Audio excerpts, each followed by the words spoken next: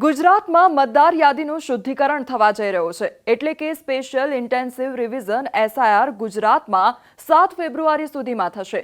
સૌથી પહેલા booth level officer એટલે કે બીએલઓ ઘરે ઘરે આવીને આ પ્રક્રિયાની શરૂઆત કરશે।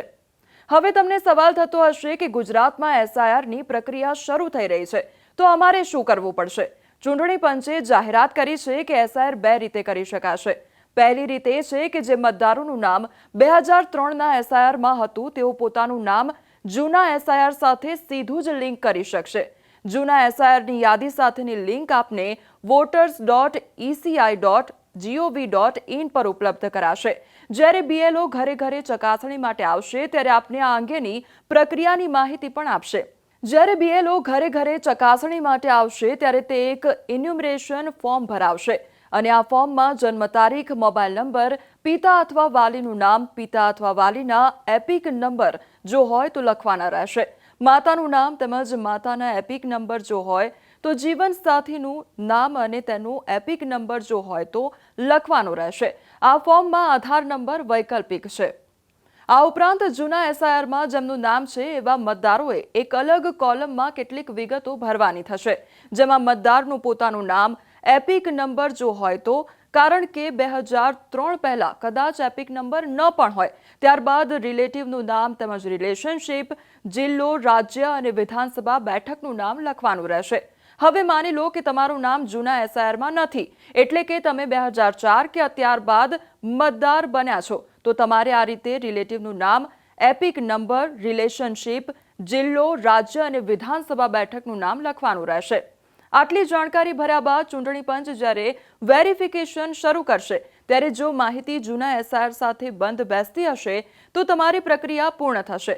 તમે જૂના એસઆઈઆર સાથે તમારું અથવા તો તમારા માતા પિતાનું નામ ઓનલાઈન પણ લિંક કરી શકો છો। મતલબ કે જૂના એસઆઈઆર સાથે જેમના નામ મેચ થઈ જશે તેમણે એક પણ ડોક્યુમેન્ટ આપવાની જરૂર રહેશે નહીં। માનવામાં આવી રહ્યું છે કે મોટાભાગના મતદારોને પુરાવા રજૂ કરવાની જરૂર પણ નહીં પડે।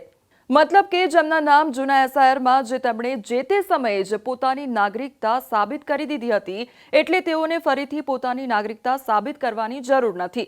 એવી જ રીતે 2003-2004 પછી જેઓ મતદાર બન્યા છે અને તેમના નામ તેમના માતા પિતા સાથે મેચ થઈ જાય છે તો તેનો મતલબ પણ એવો છે કે એમના માતા પિતા અહીંના નાગરિક છે તો એમના સંતાનો પણ અહીંના જ નાગરિક છે, તેઓએ પણ કોઈ દસ્તાવેજ આપવા નહીં પડે। સાથે જ એકથી વધુ જગ્યાએ નામ નોંધાયેલા હશે તો તેને દૂર કરવામાં આવશે। હવે માની લો કે તમારું નામ જૂના એસઆઈઆર સાથે મેચ નથી થતું। આવા સંજોગોમાં તમારે કેટલાક દસ્તાવેજી પુરાવા રજૂ કરવાની જરૂર પડશે। ચૂંટણી પંચનું કહેવું છે કે આવું ખૂબ જ જૂજ મતદારો સાથે થશે। જો આવું થાય તો કોઈ પણ માન્ય ઓળખપત્ર, પ્રમાણપત્ર, જન્મનું પ્રમાણપત્ર, પાસપોર્ટ તેમજ મેટ્રિક્યુલેશન કે શૈક્ષણિક પ્રમાણપત્ર, રહેઠાણનું પ્રમાણપત્ર, ફોરેસ્ટ રાઇટ સર્ટિફિકેટ, જાતિ પ્રમાણપત્ર, નેશનલ રજિસ્ટર ઓફ સિટીઝન્સ તેમજ ફેમિલી રજિસ્ટર, જમીન કે ઘરના એલોટમેન્ટ સર્ટિફિકેટ રજૂ કરવાનું રહેશે। ચૂંટણી પંચે સ્પષ્ટ કર્યું છે કે આધાર કાર્ડ એ નાગરિકતાનું પ્રમાણ નથી એટલે તે માત્ર ઓળખપત્ર તરીકે જ રજૂ કરી શકાશે।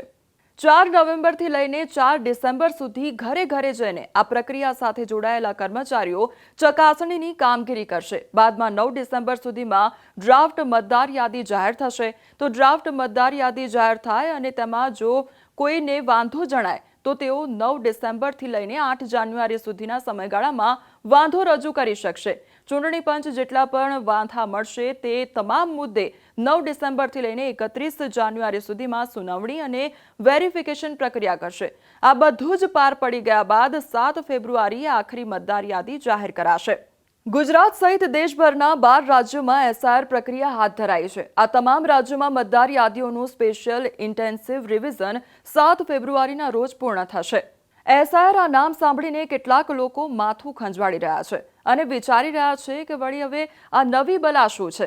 હવે આ દસ્તાવેજી પુરાવા આપવાનું અને વેરિફિકેશનનું આ ડિંડક ક્યાંથી આવ્યું? પણ ખરેખર એવું કંઈ જ નથી। એસઆઈઆર એ ચૂંટણી પંચની એક સરળ પણ ઉપયોગી પ્રક્રિયા છે જેને તમે મતદાર યાદીનું શુદ્ધિકરણ પણ કહી શકો છો।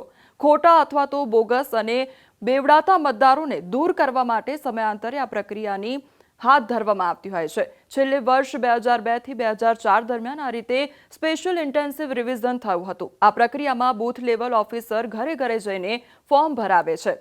હવે તમને થતું હશે કે એસઆઈઆરનો હેતુ શું છે? એસઆઈઆરનો ઉદ્દેશ્ય મતદાર યાદીને સુધારવાનો છે, કારણ કે છેલ્લા 20-22 વર્ષમાં ઘણા મતદારોને સ્થળાંતર કર્યું હોય છે. કેટલાક મતદારોનું નામ એકથી વધુ જગ્યાએ હોય છે. મરણ બાદ પણ કેટલાક મતદારના નામ કમી નથી થયેલા હોતા. ક્યારેક ભૂલથી કોઈ વિદેશી મતદારનું નામ મતદાર યાદીમાં સામેલ થઈ ગયું હોય છે. આવી તમામ ખામીઓ એસઆઈઆરની પ્રક્રિયાથી દૂર થશે અને સુવ્યવસ્થિત મતદાર યાદી તૈયાર થશે.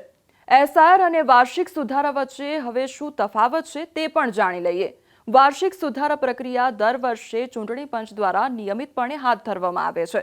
એસઆઈઆર પ્રક્રિયા ખાસ પરિસ્થિતિઓમાં હાથ ધરવામાં આવે છે. ખાસ કરીને મોટી વિસંગતતાઓને સુધારવા માટે રાજ્યના મુખ્ય ચૂંટણી અધિકારી ઈસીઆઈના નિર્દેશો પર તેનો અમલ પણ કરે છે. એસઆઈઆરનો સમય ચૂંટણી પંચ દ્વારા નક્કી કરવામાં આવે છે, ખાસ કરીને જો કોઈ મોટી ચૂંટણી નજીક હોય. આમ એસઆઈઆર પ્રક્રિયા ખાસ પરિસ્થિતિઓમાં હાથ ધરવામાં આવે છે.